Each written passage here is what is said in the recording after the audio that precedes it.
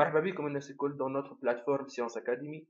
اليوم باش نشوفوا مع بعضنا le thème numéro 1, la reproduction humaine et santé. Il فيها 3 chapitres. Aujourd'hui, on va traiter ensemble le premier chapitre, la fonction reproductrice chez l'homme.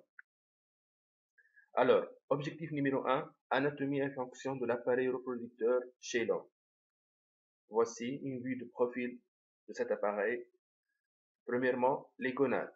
Vous voyez ici les gonades, c'est-à-dire les testicules, qui assurent une double fonction. La fonction exocrine qui consiste à la production des spermatozoïdes et la fonction endocrine qui consiste à la sécrétion de la testostérone. Passons aux glandes annexes, c'est-à-dire les vésicules séminales qui assurent la sécrétion d'un liquide nutritif riche en fructose. Le fructose, c'est un sucre, donc c'est une source d'énergie. Deuxièmement, la prostate, qui sécrète un produit riche en enzymes. Et troisièmement, les deux glandes de Cooper, qui sécrètent un liquide diluant le sperme. Troisième partie, les voies génitales. On va commencer par les deux épididymes. Vous voyez ici l'épididyme, assure le transit et la maturation des spermatozoïdes. Remarque très importante, c'est quoi maturation des spermatozoïdes? Eh bien, les spermatozoïdes, après leur formation dans les tubes séminifères, ne sont pas matures, c'est-à-dire ne sont pas féconds. Un séjour dans l'épididyme permet l'acquisition de cette maturation, autrement dit l'acquisition des protéines membranaires essentielles et indispensables à la fécondation par la suite. Deuxièmement, les canaux différents assurant le transit des spermatozoïdes et finalement l'urètre qui assure l'évacuation des spermatozoïdes.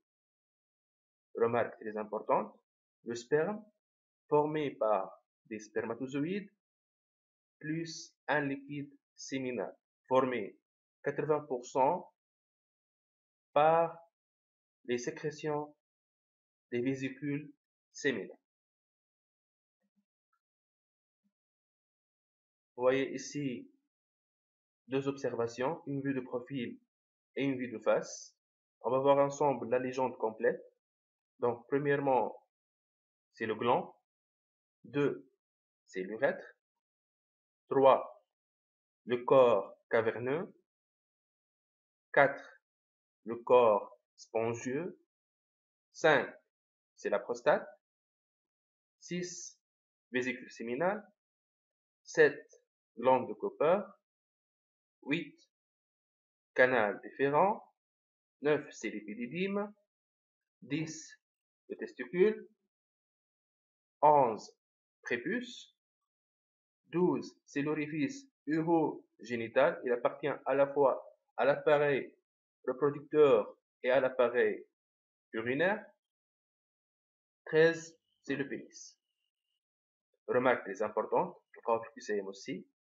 Le tractus génital obéit les caractères sexuels primaires, de quoi il est formé par les organes génitaux externes, ici c'est le pénis, associés aux glandes annexes. Reste une question très importante, à savoir les structures responsables des fonctions des testicules.